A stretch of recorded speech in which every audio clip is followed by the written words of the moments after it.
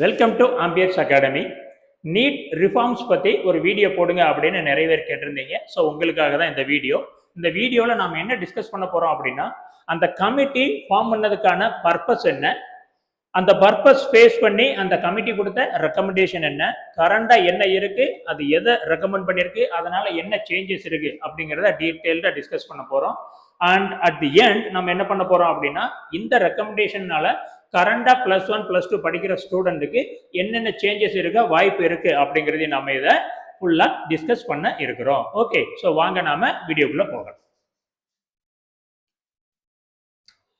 So இப்போ இந்த கமிட்டியை எஜுகேஷன் மினிஸ்ட்ரி எதுக்காக ஃபார்ம் பண்றாங்க அப்படின்னு பார்த்தோம் அப்படின்னா, issues there are some deep rooted issues like paper leaks. So இப்போ நமக்கே தெரியும் 2026ல நமக்கு என்னாச்சு, பேப்பர் லீக் ஆனதுனால ரீநீட் வைக்கிற அளவுக்கு நேஷனல் லெவலில் இது ஒரு பெரிய இஷ்யூவாக போயிடுச்சு. ஸோ அப்போ இதை அவாய்ட் பண்ணுறதுக்கும், இந்த பேப்பர் நம்மளோட ஆன்சரை எவால்வேட் பண்ணுறதுல வர்ற எரரை எப்படி கம்மி பண்ணலாம் அல்லது அவாய்ட் பண்ணலாம் அப்படிங்கிறது நிலையும், அண்ட் தென் மெயினாக கோச்சிங் சென்டரோட டாமினன்ஸை எப்படி நாம் கண்ட்ரோல் பண்ணலாம். ஸோ இதுக்காக நீங்கள் ஒரு ரெக்கமெண்ட் பண்ணுங்க. இதெல்லாம் இப்போ இருக்கிற பிரச்சனை என்னது, paper leak and error in evaluation and coaching சென்டரோட டாமினன்ஸ், இது எல்லாமே இருக்கிற பிரச்சனை, ஒரு சேலஞ்ச். ஸோ இதை எப்படி கண்ட்ரோலில் கொண்டு வரலாம், இதை எப்படி நாம சரி செய்யலாம், அதுக்கு ஒரு ரெக்கமெண்டேஷன் கொடுங்க அப்படிங்கிற ஒரு டாஸ்கோட தான் இந்த கமிட்டியை ஃபார்ம் பண்றாங்க. ஸோ இந்த கமிட்டி இந்த ப்ராப்ளம் எல்லாம் கோத்ரூ பண்ணி அவங்களோட ரெக்கமெண்டேஷனை இன்னும் கொடுக்கல. ஸோ கொடுக்க போறதா சொல்ற ஒன்று தான் நாம இப்போ பார்க்க போறது. ரிமெம்பர், கமிட்டி இன்னும் அதோட ரெக்கமெண்டேஷனை கவர்மெண்ட்டுக்கு சப்மிட் பண்ணல. ஓகே, பட் பேப்பர்ல என்ன வந்தது அதை வச்சு நாம இங்க டிஸ்கஸ் பண்ண போறோம். இதோட ஃபர்ஸ்ட் அண்ட் ஃபார்மோஸ்ட் ரெக்கமெண்டேஷன் என்ன அப்படின்னா, இப்போதைக்கு நம்ம என்ன பண்றோம், பென் அண்ட் பேப்பர் மெத்தட்ல தான் நாம டெஸ்ட் எழுதிட்டு இருக்கிறோம். நம்ம டெஸ்ட் சென்டருக்கு போறோம், OMR கொடுக்குறாங்க, நம்ம என்ன பண்றோம், ஒர்க் அவுட் பண்ணி பென் அண்ட் பேப்பர் ஸ்டைல்ல தான் இது பண்றோம். ஸோ அதனால நம்ம கொஸ்டின் பேப்பரை ஒரு இடத்துல இருந்து பிரிண்ட் போடுற இடத்துல இருந்து எக்ஸாம் நடக்கிற இடம் வரைக்கும் நம்ம கொண்டு வரும்போது அதில் ஏதாவது ஒரு இடத்துல லீக் ஆயிடுச்சு அப்படின்னா அது பெரிய இஷ்யூ ஆயிருது, பேப்பர் லீக் ஆயிருது. அப்போ இதை எப்படி கண்ட்ரோல் பண்ணலாம், அதுக்கு அவங்க என்ன சொல்லியிருக்கிறாங்க, கம்ப்யூட்டர் பேஸ்ட் டெஸ்ட் நீங்க வைங்க. இப்போ JEE எக்ஸாம்ல எல்லாமே எப்படிதான் இருக்குது, கம்ப்யூட்டர்ல தான் நடக்குது. ஸோ அதே மாதிரி இதை கம்ப்யூட்டர் பேஸ்ட் எக்ஸாமா நீங்க கண்டக்ட் பண்ணீங்க அப்படின்னா என்ன பண்ணலாம், அந்த reducers paper handling risk. So paper question paper ஒரு இடத்துல இருந்து ஒரு இடத்துல கொண்டு போய் அதனால உங்களுக்கு கொஸ்டின் பேப்பர் லீக் ஆகுது, அந்த ரிஸ்க் என்ன பண்ணிக்கலாம், நாம கம்மி பண்ணிக்கலாம். ஸோ இப்போ நம்ம 2026ல அந்த ரீநீட் முன்னாடி சென்ட்ரல் எஜுகேஷன் மினிஸ்டரும் என்ன சொல்லியிருக்கிறாரு, கம்ப்யூட்டர் பேஸ்ட் எக்ஸாம் நடத்துறதுக்கான முயற்சியை நாங்கள் எடுப்போம் அப்படின்னு சொல்லியிருக்கிறாங்க. So 2027 computer based NEET exam இருக்கிறதுக்கு சான்சஸ் அதிகமாக இருக்குது. இன்னும் அஃபீஷியலாக டிக்ளேர் பண்ணலை, பட் கம்ப்யூட்டர் பேஸ்ட் எக்ஸாம் இருக்கிறதுக்கு சான்சஸ் இருக்கு. ஸோ இது அந்த கமிட்டி கொடுத்துருக்கிற one of the recommendation. So இதை ரெக்கமெண்ட் பண்றதுக்கு 100%, இதை இம்ப்ளிமெண்ட் பண்றதுக்கு 100% பாசிபிள். ஏன்னா நீட்டே நடக்கும்போது இதையும் நடத்தலாம், என்ன கவுண்ட் தான் இன்க்ரீஸ் ஆகும், அதை நம்ம என்ன பண்ணிக்கலாம், அட்ஜஸ்ட் பண்ணிக்கலாம், டிஃபரெண்ட் பேட்சை போட்டு அதை நார்மலைஸ் பண்ணி அவங்களால பண்ண முடியும். ஸோ இந்த ஃபர்ஸ்ட் ரெக்கமெண்டேஷன் என்ன பண்ணலாம், இம்ப்ளிமெண்ட் பண்றதுக்கு பாசிபிலிட்டி இருக்குது. அண்ட் தென் ரெண்டாவது என்ன அப்படின்னு பார்த்தோம் அப்படின்னா, இப்போதைக்கு நமக்கு நீட் என்னது, ஒன்லி 1 டைம்ஸ். நமக்கு மேல அந்த ஃபர்ஸ்ட் வீக்ல ஃபர்ஸ்ட் சண்டேல நமக்கு எக்ஸாம் நடக்குது. ஸோ இதுக்கு பதிலாக அவங்க என்ன பண்றாங்க, மல்டிபிள் டைம்ஸ் அவங்க இந்த நீட் எக்ஸாமை கண்டக்ட் பண்ண சொல்லியிருக்கிறாங்க. ஸோ இப்போ நீட்லாம் நமக்கு என்ன இருக்குது, மெயின்ஸ் வந்து இயர்லி 2 நடக்குது. அதே மாதிரி நீட் எக்ஸாம் நீங்க என்ன பண்ணுங்க, yearly 2 times or more then 2 times வைங்க, ஒரு டைம் வைக்காதீங்க. என்ன இஷ்யூ ஆகும் அப்படின்னா, அந்த இயர்லி ஒன்ஸ் அப்படிங்கும் போது அந்த ஒரு நாள் உங்களுக்கு ஏதாவது இஷ்யூ ஆயிடுச்சு, உடம்பு சரியில்லை, இல்லை ஏதாவது ஒரு பிரச்சனை வந்துருச்சு அப்படின்னா நீங்க அடுத்த எக்ஸாமுக்கு 1 இயர் வெயிட் பண்ணணும். ஸோ அதுக்கு பதிலாக இவங்க என்ன பண்ணிருக்கிறாங்க, இயர்லி 2 ஆர் மோர் தென் 2 டைம்ஸ் நீங்க எக்ஸாமை கண்டக்ட் பண்ணுங்க அப்படின்னு சொல்லியிருக்காங்க. ஸோ அதோட இம்பாக்ட் என்ன, allow students to improve score without waiting for full year. So ஒரு வருஷம் வெயிட் பண்ண வேண்டிய அவசியம் கிடையாது. இன்னொரு எக்ஸாம் வைக்கும் போது அதையே அவங்க எழுதி மார்க்கை இம்ப்ரூவ் பண்ணிக்கலாம். ஸோ அப்போ 1 இயர் 2 எக்ஸாம் நடக்குது அப்படின்னா அந்த 2 எக்ஸாம்ல எதுல பெஸ்ட் மார்க்கோ அதை ஸ்டூடெண்ட் எடுத்துக்கலாம். ஓகே, ஸோ இது அவங்க கொடுத்துருக்கிற ரெக்கமெண்டேஷன்ல ஒன்று. ஸோ இதையே இம்ப்ளிமெண்ட் பண்றதுக்கு 100% பாசிபிலிட்டி இருக்குது. ஏன்னா இது சென்ட்ரல் கவர்மெண்ட் நினைச்சா அவங்க ஒரு மீட்டிங் போட்டு டிக்ளேர் பண்ணிட்டு போயிடலாம். ஓகே, ஸோ இதுல பெரிய சேலஞ்சஸ்லாம் எதுவுமே இருக்காது. ஸோ கம்ப்யூட்டர் பேஸ்ட் எக்ஸாம் நடத்துறதுலையும் இயர்லி மோர் தென் ஒன்ஸ், அதாவது 2 அல்லது 2க்கு மேற்பட்ட தடவை நீட் எக்ஸாம் வைக்கிறதுலயும் பெரிய சேலஞ்சஸ் கிடையாது. சென்ட்ரல் கவர்மெண்ட் நினைச்சா அது பண்ணக்கூடிய லெவல்ல தான் இருக்குது. கம்ப்யூட்டர் பேஸ்டு டெஸ்ட்டுக்காவது நமக்கு நிறைய கம்ப்யூட்டர் வேணும், இதுக்கெல்லாம் அந்த பிரச்சனையே கிடையாது. அதை ரெடி பண்ணிட்டாங்க அப்படின்னா இதை அவங்களால ஈஸியா இம்ப்ளிமெண்ட் பண்ண முடியும். மூணாவது ரெக்கமெண்டேஷன் என்ன கொடுத்திருக்காங்க அப்படின்னு பார்த்தோம் அப்படின்னா, நீட் சிலபஸ்லயும் என்சிஆர்டி சிலபஸ்லயும் இம்பேலன்ஸ் இருக்குது. ஸோ நீட்ல இருக்கிறது எதுல இல்ல, என்சிஆர்டி சிலபஸ்ல இல்ல. ஃபார் எக்ஸாம்பிள் பிசிக்ஸ்ல ஃபர்ஸ்ட் யூனிட் அண்ட் டைமென்ஷன் எடுத்துக்கிட்டோம் அப்படின்னா நமக்கு சிபிஎஸ்சின்னு சொல்ற என்சிஆர்டில நமக்கு எது இருக்காது, ஸ்க்ரூ கேஜ், வெர்னியர் காலிபர் அதெல்லாம் இருக்காது. ஆனா நீட் எக்ஸாம்ல அதெல்லாம் இருக்குது. ஸோ அதே மாதிரி பிளஸ் டூல செமிகண்டக்டர்ல பாத்தீங்க அப்படின்னா லாஜிக் கேட் சிபிஎஸ்சி என்சிஆர்டில கிடையாது, ஆனா நீட் எக்ஸாமுக்கு அது இருக்குது. ஸோ இந்த மாதிரி சிபிஎஸ்சி புக்ல சிலபஸ்ல இல்லாத ஒண்ணு நீட்டுக்கு சிலபஸ்ல இருக்குது.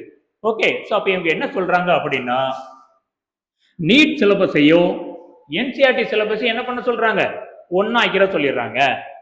ஓகே, ஸோ ஏன் இதை பண்ண சொல்றாங்க அப்படின்னா, போர்டு எக்ஸாமுக்கு ஒரு பையன் படிக்கிறான். If you study well for board exam you can very well score mark in NEET.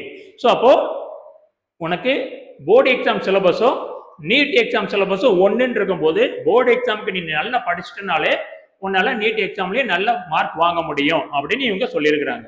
So அப்போ நீட் சிலபஸ்க்கு ஏற்ற மாதிரி எதை மாற்றணும், போர்டு எக்ஸாம் சிலபஸை மாற்றணும், அல்லது போர்டு எக்ஸாம் சிலபஸ்க்கு ஏற்ற மாதிரி நீட்டை மாற்றணும். ஓகே, ஸோ ரெண்டையும் ஒரே மாதிரி கொண்டு வரணும். இப்போ இதுல என்ன சிக்கல் இருக்கு அப்படின்னு பார்த்தோம் அப்படின்னா, நமக்கு ஸ்கூல் சிலபஸ் பார்த்துட்டோம் அப்படின்னா 2 இருக்குது. சிலபஸை நாம 2ஆ டிவைட் பண்ணிக்கலாம். 2 சிலபஸ் இருக்குது. ஒன்னு என்ன அப்படின்னா ஸ்டேட் போர்டு, இன்னொன்னு என்ன அப்படின்னா சிபிஎஸ்சின்னு சொல்ற அந்த சென்ட்ரல் போர்டு என்சிஆர்டி. இது ஸ்டேட் கவர்மெண்ட், இது சென்ட்ரல் கவர்மெண்ட். இப்ப நீட் எக்ஸாம் நடத்துறது யாரு, சென்ட்ரல் கவர்மெண்ட். அப்ப சென்ட்ரல் கவர்மெண்ட்டுக்கு என்ன பவர் தான் இருக்குது, அது அதோட சிலபஸை வேணா அதால என்ன பண்ணிக்க முடியும், சேஞ்ச் பண்ணிக்க முடியும். சிபிஎஸ்சி சிலபஸை மட்டும்தான் சென்ட்ரல் கவர்மெண்டால சேஞ்ச் பண்ண முடியும், நீட்டுக்கு ஏற்ற மாதிரி இதை கொண்டு வர முடியும். இந்த ஸ்டேட் கவர்மெண்டோட சிலபஸ் சேஞ்ச் பண்ணணும் அப்படின்னா அது யாரு கையில இருக்கு, அது அந்தந்த ஸ்டேட் கவர்மெண்ட் கையில தான் இருக்குது. சென்ட்ரல் கவர்மெண்டால ஸ்டேட் கவர்மெண்ட உன் ஸ்கூல் சிலபஸை நீட் எக்ஸாமுக்கு ஏற்ற மாதிரி மாத்து அப்படின்னு ஆர்டர் போட முடியாது, ரெக்கமெண்ட் தான் பண்ண முடியும்.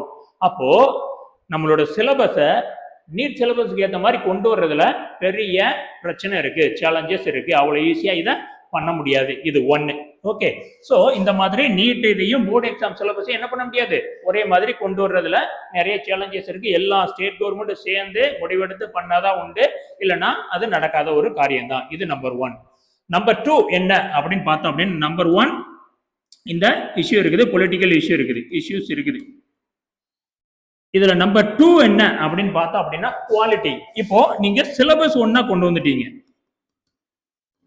சிலபஸ் 2 ஒண்ணுதான், பட் அந்த குவாலிட்டி எப்படி இருக்குது, குவாலிட்டி ஆஃப் டீச்சிங் எப்படி இருக்குது, நீங்க வைக்கிற டெஸ்ட் எப்படி இருக்குது. ஸோ இப்பவே நீங்க பாத்தீங்க அப்படின்னா சிபிஎஸ்சி சிலபஸோ state board, Tamil Nadu state board சிலபஸுக்கு டிஃப்ரெண்ட் இருக்குது. சிபிஎஸ்சில டெஸ்ட் வைக்கிற மெத்தடும் ஸ்டேட் போர்ட்ல டெஸ்ட் வைக்கிற மெத்தடும் டிஃப்ரெண்ட் இருக்குது. சிபிஎஸ்சில அனலைஸ் பண்ணி ஆன்சர் எழுதுற மாதிரி இருக்கும், ஸ்டேட் போர்ட்ல அப்படியே மனப்பாடம் பண்ணிட்டு போய் நீங்க டெஸ்ட் எழுதுற மாதிரி இருக்கும். ஸோ சிலபஸ் ஒன்னா வச்சாலும் அங்க quality of teaching, quality of test being conducted, இது எல்லாமே ஒரு இஷ்யூவா இருக்குது.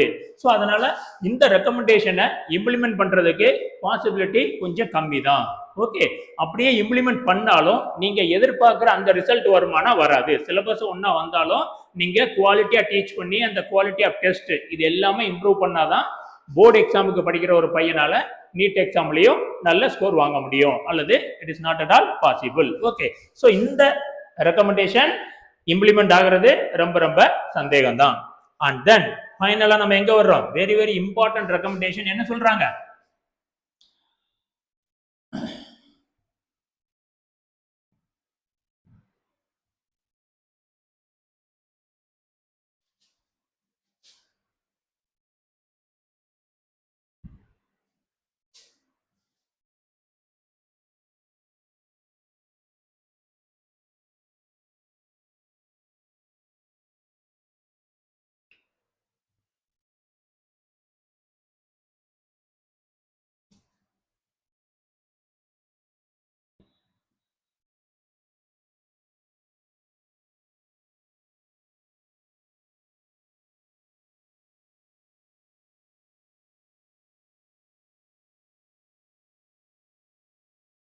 Okay.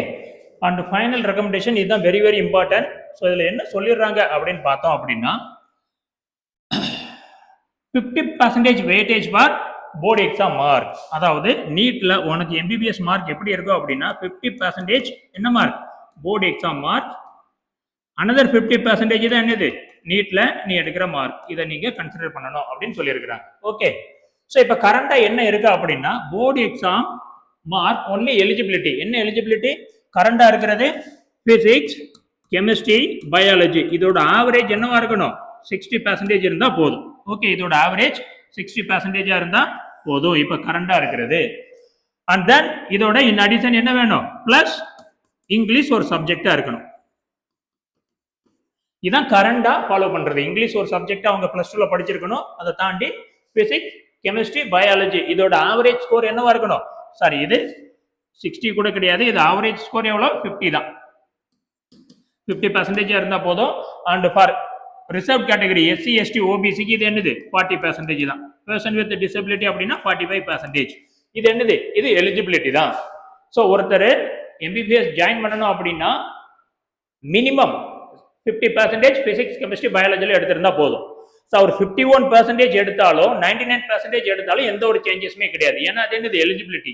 Admission is purely based on what? NEET based admission. நீட்ல என்ன மார்க் எடுத்திருக்கோமோ அதை வச்சு தான் எங்க இருக்கும்? அட்மிஷன் இருக்கும். இது கரண்டா இருக்கிறது. நம்மளோட போர்டு மார்க் எலிஜிபிலிட்டி தான். அது இருந்தா தான் எம்பிபிஎஸ் போக முடியும். அது இல்லைன்னா போக முடியாது. பட் அது இருந்தது அப்படின்னா admission is based upon NEET mark தான். நமக்கு எம்பிபிஎஸ் சீட் கிடைக்கா இல்லையான்னு டிசைட் பண்ண போறது என்னது? NEET mark. ஆனா இப்ப அவங்க என்ன சொல்றாங்க? நீட் மார்க் 50% எடுத்துக்கோங்க, ரிமைனிங் 50% மார்க் எதுல இருந்து எடுக்கணும்? போர்டு எக்ஸாம்ல இருந்து எடுக்கணும்னு சொல்லியிருக்கிறாங்க. ஓகே. ஸோ இப்போ இதனால என்ன இம்பாக்ட் வரும் அப்படின்னு பார்த்தோம் அப்படின்னா single exam and high pressure environment. So ஒருத்தர் டாக்டர் ஆகணும் அப்படின்னா ஒரே ஒரு எக்ஸாம்ல மட்டும் அவரு எழுதுனா போதும். அப்படிங்கும்போது பசங்களுக்கு என்ன ஆகுது? பயங்கரமான ப்ரெஷர் பில்டப் ஆகுது. அந்த ஒரு எக்ஸாம்ல அவங்க சொதப்பிட்டாங்கன்னா ஒரு வருஷம் ஃபுல்லா வேஸ்டா போயிடும். ஸோ அப்படி இல்லாம என்ன பண்ணுது? Year long study. அவங்க போர்டு எக்ஸாம் அப்படின்னா எங்க இருந்து ஸ்டார்ட் ஆகும்? இயர் ஸ்டார்டிங்ல இருந்து அவங்களோட இன்டர்னல் அசஸ்மெண்ட், அசைன்மெண்ட் அப்படின்னு போய்கிட்டே இருக்கும். அண்ட் பிசிக்ஸ் ஒரு நாள் எழுதுவாங்க, கெமிஸ்ட்ரி ஒரு நாள் எழுதுவாங்க, பயாலஜி ஒரு நாள் எழுதுவாங்க. ஸோ இப்படி ஒரு இயர் லாங் அவங்க படிச்சு வர்ற அந்த மார்க்கை நாம கணக்கில் எடுத்தோம் அப்படின்னா அந்த ஒரு நாள் எக்ஸாம்ல வரக்கூடிய பாதிப்பை நாம கொஞ்சம் குறைக்கலாம். அப்படிங்கிறதுக்காக அவங்க என்ன பண்ணியிருக்கிறாங்க? 50% வெயிட்டேஜ் போர்டு எக்ஸாம் மார்க்கு கொடுங்க அப்படின்னு சொல்லியிருக்கிறாங்க. ஸோ இப்போ இதுல பெரிய இஷ்யூ என்ன அப்படின்னு பார்த்தோம் அப்படின்னா எப்படி நார்மலைஸ் பண்றது? நார்மலைசேஷன். ஸோ நார்மலைசேஷன் வேற ஒன்றும் கிடையாது. சிபிஎஸ்சி ஸ்டூடெண்ட்டுக்கு தெரியும். அவங்க +2 போர்டு எக்ஸாம் எழுதும் போது 3 டைப் ஆஃப் கொஸ்டின் இருக்கும். Set A, B, C. ஒவ்வொரு டைப் ஆஃப் கொஸ்டினோட டிஃபிகல்ட்டி லெவல் இன்க்ரீஸ் ஆகி டிக்ரீஸ் ஆகும். அப்ப என்ன பண்ணுவாங்க? ஈஸியா இருந்தா அந்த செட் பேப்பர் வந்தவங்க அதிகமான மார்க் எடுப்பாங்க. ரொம்ப டஃப்பான ஒரு கொஸ்டின் வந்துருச்சு அப்படின்னா அங்க என்ன ஆகும்? மார்க் கம்மியாயிடும். அப்ப அவங்க என்ன பண்ணுவாங்க? இந்த 2 மார்க்கையும் ஆட் பண்ணி மேத்தமெட்டிக்கல் மெத்தட்ல ரெண்டையும் நார்மலைஸ் பண்ணி எல்லாருக்கும் ஈக்குவலான ஒரு மார்க்கை கொண்டு வருவாங்க. ஸோ அப்போ ஈஸியான கொஸ்டினால அதிகமான மார்க்கும் வந்துடக்கூடாது, கஷ்டமான கொஸ்டினால கம்மியான மார்க்கும் வந்துடக்கூடாது. ரெண்டையும் பேலன்ஸ் பண்ற அந்த ப்ராசஸ் பேர் தான் என்னது? நார்மலைசேஷன். ஸோ இப்போ நம்ம தமிழ்நாட்டில் எடுத்துக்கிட்டோம் அப்படின்னா நமக்கு எல்லாருக்குமே தெரிஞ்சது என்னது? 2 போர்டு இருக்குது. ஒன்று என்னது? State board, another one is central board, அதுதான் சிபிஎஸ்சி. ஸோ இப்போ இதுல நமக்கு தெரியும் +2 எக்ஸாம்ல ஸ்டேட் போர்டில் மார்க் வாங்குறது கொஞ்சம் ஈஸி, சிபிஎஸ்சி போர்டில் மார்க் வாங்குறது கொஞ்சம் கஷ்டம். இதே மாதிரி நம்ம இந்தியா ஃபுல்லா எவ்வளவு மாநிலங்கள் இருக்குது, அந்த மாநிலங்களில் உள்ள கொஸ்டின் பேப்பரோட ஸ்டாண்டர்ட், +2 கொஸ்டின் பேப்பர் ஸ்டாண்டர்டும் சிபிஎஸ்சியோட கொஸ்டின் பேப்பர் ஸ்டாண்டர்டும் ஒரே மாதிரி கிடையாது. ரெண்டாவது, அங்க அந்த கொஸ்டினை பேஸ் பண்ணி நாம எவாலுவேட் பண்ணி மார்க் போடுறோம்ல, அந்த எவாலுவேஷன் ப்ராசஸ் என்ன ஆகும்? ஸ்டேட்டுக்கு ஸ்டேட்டு வேரி ஆகும். ஸோ இப்போ இதுல பெரிய இஷ்யூ என்ன அப்படின்னா ஒரே தரத்துல இந்தியாவில் உள்ள எல்லா ஸ்டூடெண்ட்டுக்கும் கொஸ்டின் பேப்பர். ஸோ ஒரு ஃபர்ஸ்ட் இஷ்யூ என்ன அப்படின்னா கொஸ்டின் பேப்பர் ஸ்டாண்டர்ட் ஒன்னா கொண்டு வர முடியாது. ஓகே. ஸோ ஸ்டேட் போர்டு என்ன ஆகும்? கொஸ்டின் பேப்பரோட ஸ்டாண்டர்ட் வேரி ஆகும். ரெண்டாவது, எக்ஸாம் ஃபேர்னஸ். எக்ஸாமை உங்களால நியாயமா எந்த அளவுக்கு நடத்த முடியுது. ஓகே, ஸோ இப்போ ஒவ்வொரு ஸ்டேட்ல பார்த்தோம் அப்படின்னு என்ன ஆகுது, நீட்டு அவ்வளோ டைட் செக்யூரிட்டி போட்டு பண்ணியுமே 2 பேர் இந்த வருஷம் ஈவன் ரீநீட்ல கூட கொஞ்சம் 2 பேர் என்ன பண்றாங்க, ஆள் மாறாட்டம் பண்ணி மாட்டிக்கிட்டானுங்க. ஸோ இந்த அளவுக்கு சென்ட்ரல் கவர்மெண்ட் இந்த விஜிலன்ஸா இருந்து நடத்துற எக்ஸாம்ல இந்த இஷ்யூலாம் வருது அப்படின்னா ஸ்டேட் கவர்மெண்டே நடத்துற எக்ஸாம் அந்த அளவுக்கு நியாயமா நம்மளால நடத்த முடியுமா? தமிழ்நாடு ஓகே, தமிழ்நாட்டுல education system is perfect, but some other ஸ்டேட்ல இந்த அளவுக்கு ஒரு ஃப்ரீ அண்ட் ஃபேர் எக்ஸாம் அவங்களால நடத்த முடியுமா அப்படின்னா அதுவும் கொஸ்டின் மார்க் தான். தேர்ட் என்ன, எவாலுவேஷன். ஓகே, ஸோ நியாயமான ஒரு எவாலுவேஷன் அங்க இருக்குமா எல்லா ஸ்டேட்லயும் சொல்ல முடியாது. ஓகே, ஸோ நீட்டுக்கு அந்த +2 மார்க் வருது அப்படின்னு சொன்னா இவங்க என்ன வேணாலும் செய்ய ரெடியா இருப்பாங்க ஒரு சில ஸ்டேட்ல. ஓகே, அண்ட் தென் அப்படியே கரெக்டா எவாலுவேட் பண்ணாலும் மார்க்கை கரெக்டா என்ட்ரு பண்ணுவாங்களா, மார்க் என்ட்ரி. ஸோ இவ்வளோ டிஃபிகல்ட்டி இருக்குது. ஸோ அதனால இந்த போர்டு எக்ஸாம் மார்க்கை நாம நீட் எக்ஸாமோ அல்லது ஜேஇ எக்ஸாமுக்குள்ள கொண்டு வர்றது அவ்வளோ ஈஸி கிடையாது. அதுவும் 50% வெயிட்டேஜ், அவன் என்ன சொல்றான், அப் டு 50% வரைக்கும் கொடுங்க அப்படிங்கிறான். அப் டு 50% கொடுக்கறதுலாம் very very very very very difficult. So இது என்ன ஆகும் அப்படின்னா ஒரு ஃபேரான ஒரு காம்படிஷனா இருக்காது. ஸோ அதனால இந்த ரெக்கமெண்டேஷனை இம்ப்ளிமெண்டேஷன் பண்றது ரொம்ப ரொம்ப ரொம்ப கஷ்டமான ஒன்று. ஏன் அப்படின்னா பிகாஸ் ஆஃப் திஸ் நார்மலைசேஷன். நிறைய different types of state government இருக்கு நமக்கு. டிஃப்ரெண்ட் ஸ்டேட் கவர்மெண்ட் ஒவ்வொருத்தன் ஒவ்வொரு மெத்தட்ல எக்ஸாம் வைப்பான், எவால்வேட் பண்ணுவான், மார்க் என்ட்ரி பண்ணுவான். So exam question paper set பண்றதுல இருந்து எக்ஸாம் நடத்தி விடையை திருத்தி மார்க்கை கரெக்டா என்ட்ரி பண்ற வரைக்கும் எல்லாம் கரெக்டா நடந்தாதான் இது பாசிபிள். ஓகே, ஸோ அதெல்லாம் ரொம்ப ரொம்ப டிஃபிகல்ட்டான ஒன்று. இம்ப்ளிமெண்டேஷன் சொல்றதுக்கு நல்ல ஈஸியா இருக்கலாம், ஆனால் அது நடைமுறைப்படுத்துறதுக்கு சாத்தியக்கூறுகள் மிக மிக குறைவு. ஸோ அதனால இதுல பயங்கரமான டிஃபிகல்ட்டி இருக்கு இம்ப்ளிமெண்டேஷன்ல. Okay fine. ஸோ இதுதான் அந்த கமிட்டி கொடுத்திருக்கிற இம்பார்ட்டன்ட் 4 ரெக்கமெண்டேஷன்ஸ். அந்த கமிட்டியோட ரெக்கமெண்டேஷன் இன்னும் கவர்மெண்ட்டுக்கு கொடுக்கல, பட் அதுக்கு முன்னாடி நமக்கு நியூஸ் பேப்பர்ல வர்ற அந்த நியூஸ்ல இருந்து நாம தெரிஞ்சுக்கிட்டது இதுதான்.